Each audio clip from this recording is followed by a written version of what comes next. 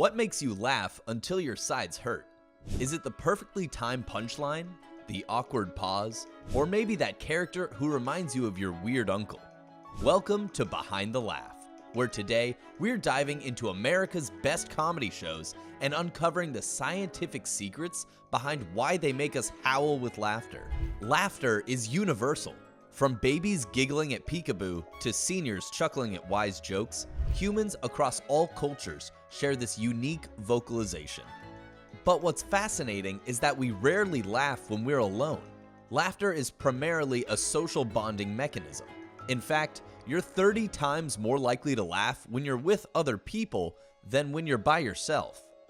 And that's where comedy shows come in. They stimulate social experiences so effectively that our brains respond as if we're part of the joke. Pretty clever, right? Before we dissect our favorite shows, let's talk about what happens when we laugh. Scientifically speaking, laughter is a complex neural process.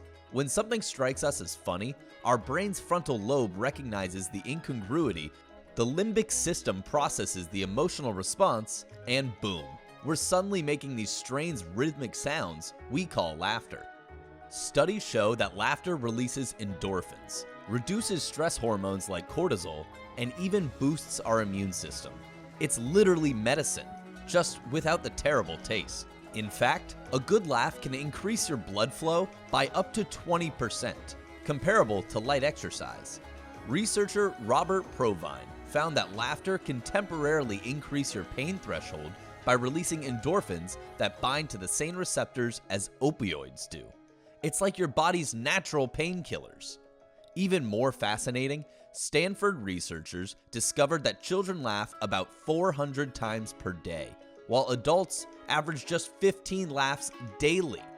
That's a 96% reduction in daily joy. No wonder we're so drawn to comedy shows. They help us recapture that childlike capacity for laughter. But what makes American comedy so uniquely effective at triggering this response? Let's explore the masters of the craft and find out. Few shows have mastered the art of cringe comedy like The Office. What makes it scientifically interesting is how it leverages what researchers call the tension and release pattern of humor. When Michael Scott creates an unbearable social tension, our brains enter a state of mild stress. The punchline provides cognitive resolution, releasing that tension through laughter. It's essentially emotional weightlifting: tension, release, and the endorphin reward. Psychologists call this benign violation theory. We experience something that violates social norms, but in a way that feels safe. The Office perfected this formula, making us simultaneously uncomfortable and delighted. Next up, we have Seinfeld. The show, famously about nothing, actually reveals a fascinating aspect of humor neuroscience: our brain's pattern recognition system. When Jerry says, "What's the deal with?" he's highlighting patterns we recognize but never consciously registered.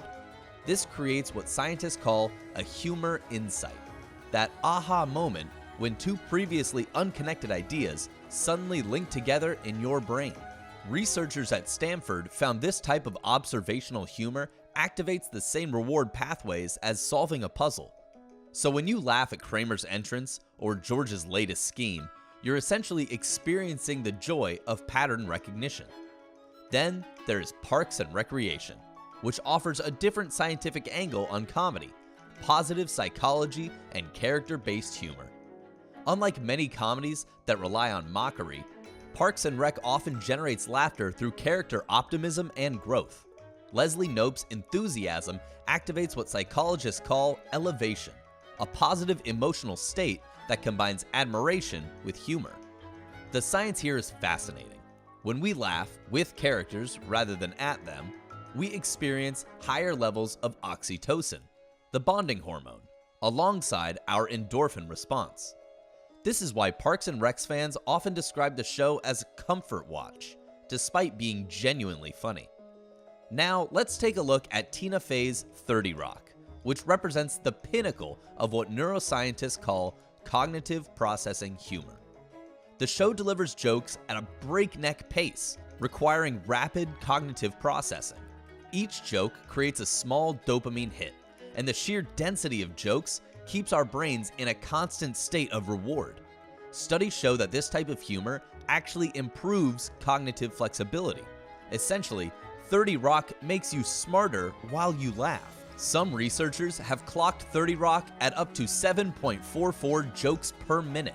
Your brain on 30 Rock looks remarkably similar to your brain solving complex problems, just a lot more enjoyable. There's also Donald Glover's Atlanta, which offers perhaps the most sophisticated humor on our list, utilizing what researchers call surrealist dissonance.